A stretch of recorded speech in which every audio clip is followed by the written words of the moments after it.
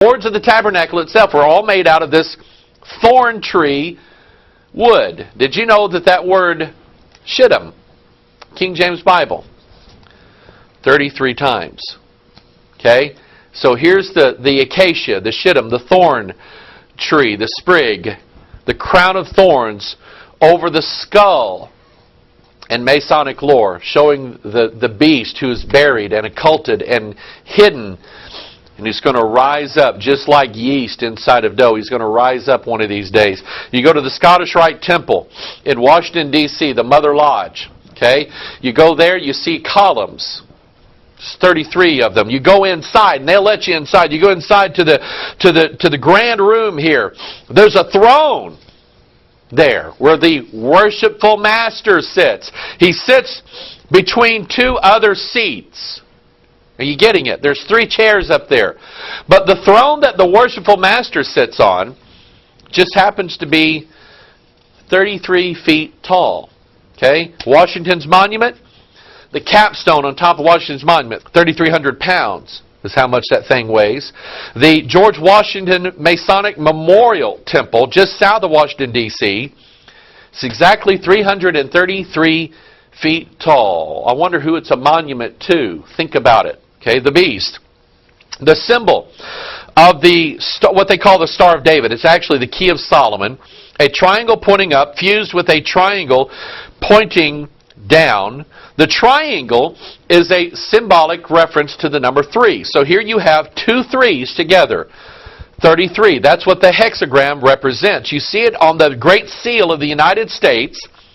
You see this number 33 embedded into the 13 stars that serve as a crown to what Manly Hall in the Secret Teachings of All Ages. Manly Hall referred to this. He said it's not an eagle. That's a phoenix there. So here we have the number 33 on the back of our dollar bill as a crown over the head of a phoenix who is going to die. And stop and think about the financial crisis that we're in right now.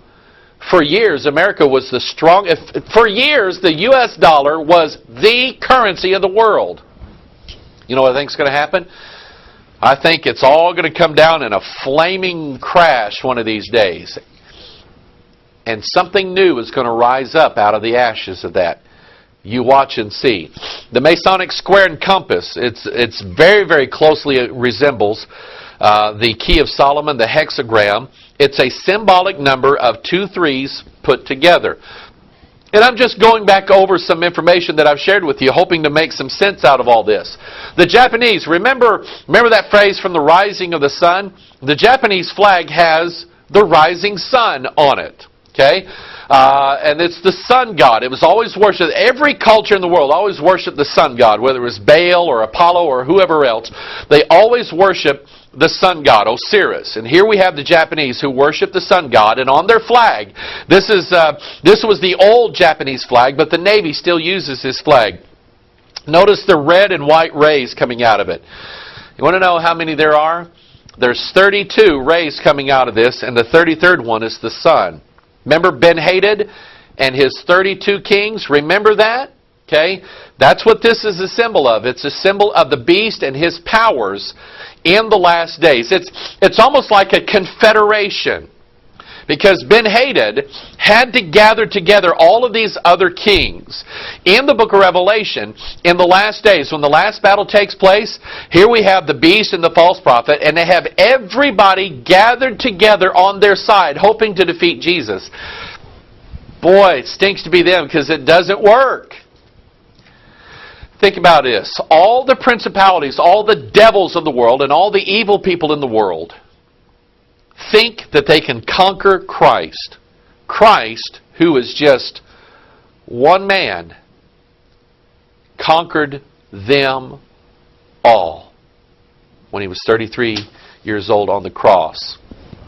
The Jesuits, they're not our friends. We're not Roman Catholics here. I'm not a priest. I don't bow to the Pope of Rome. I don't worship idols. I don't pray to Mary.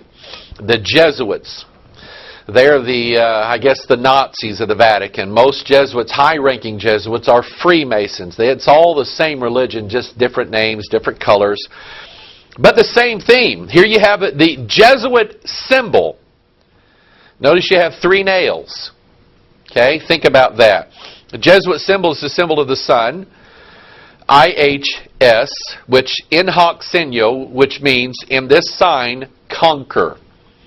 And it has 32 rays coming out of it. 32 rays plus the sun, 33. The Jesuits preparing the way of the beast.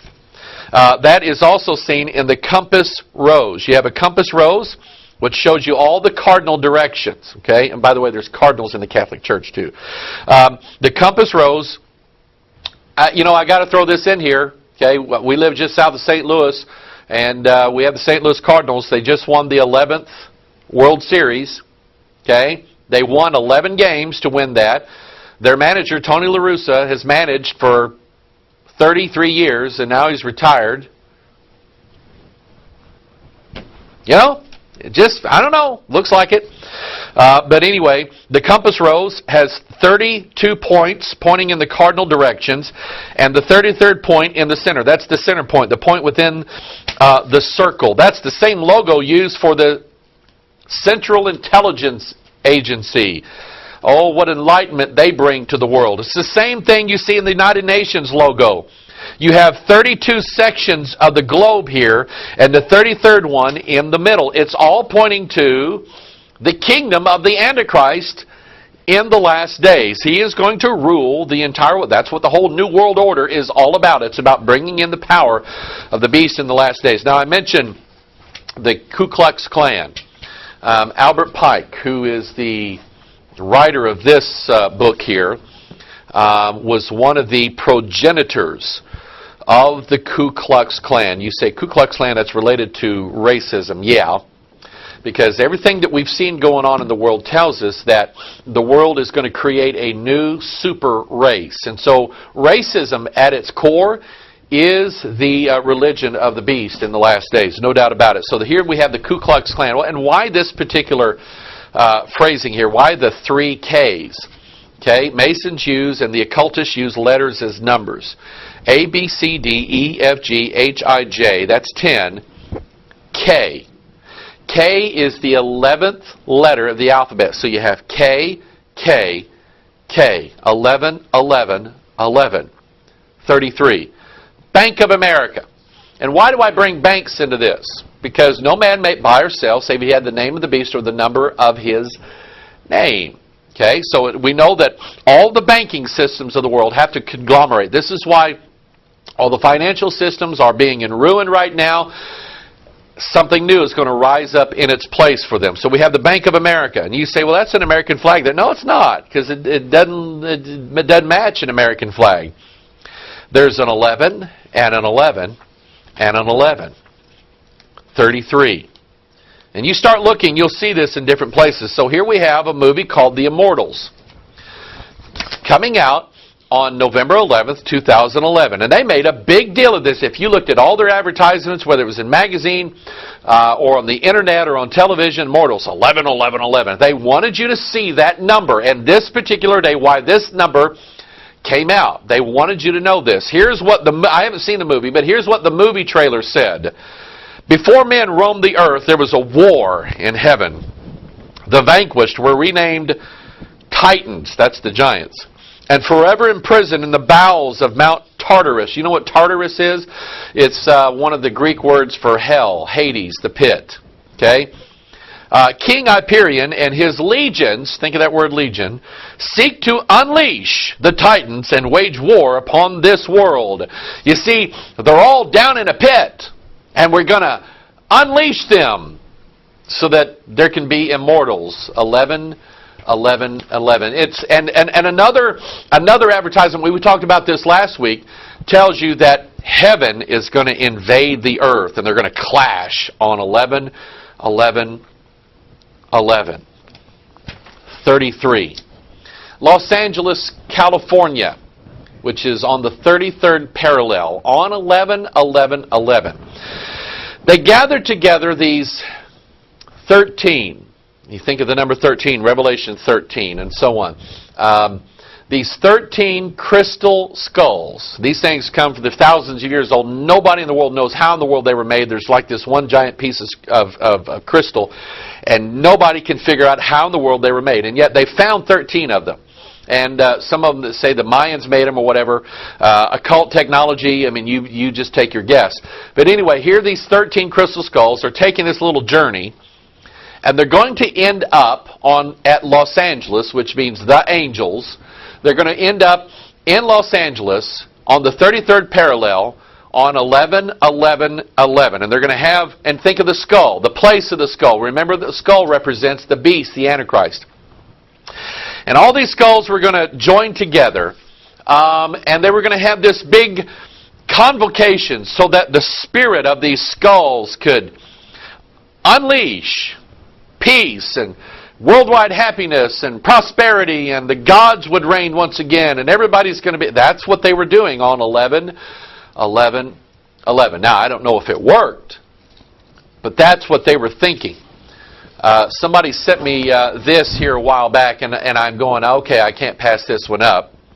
It was a big convocation in Orlando, Florida, called One Breath, One World. It was held on 11/11/11, and at 11:11 p.m., everybody was going to come together. Now remember, here's Ben-Hadad and his 32 kings. They all got to come together as one voice. You remember Genesis chapter 11. They all had one voice, and God scattered them all over the place. Now they're going to try to come back together as one voice again and go, everybody's going to say the same thing, and they're going to make this chant, and they're going to make a sound similar to like a trumpet sound. 33. On 11/11/11 at 11:11. And here's their website. Why 11/11/11? Here's what they say. The date 11/11 provides a potent symbolic focus for the growing awareness of our interconnectedness and oneness. That's Genesis 11. Giving us a powerful opportunity to set the intention for humanity to come together as a conscious, unified, loving family. For many years, the numbers 11/11 have been mysteriously appearing to millions of people all over the world. Often appearing on digital clocks, the sightings of 11/11 tend to occur during a time of heightened awareness, having a most powerful effect on those seeing them. There's a stirring deep inside, think about it, hinting at a miracle. The appearance of 11/11 is a powerful confirmation that we are on the right track, aligned with the great reality. Notice they are capitalized there, it's a God. Repeated sightings of 11/11 have happened to millions throughout the world. Many want to know why this is happening. What does the 11/11 signify? Now more than ever, humanity is in need of a miracle. What better time than 11/11/11? You see, they're wondering what it means. We've already found out from the Scripture what it means, and I don't want any part of it. I didn't go and sit there and go, I want world peace. I didn't do that because I knew what was going on. Okay? There were no explosions that I know of. Okay? There was no financial collapse. There was no big tsunami. There was no giant earthquakes that destroyed billions of people. It was more subtle than that. It was just people all coming together as one, with one voice. Okay? In the 33rd chapter of the New Testament, Mark chapter 5, do you know what we have? Verse 8, we have a man who's possessed by devils. You know who the devil's name was?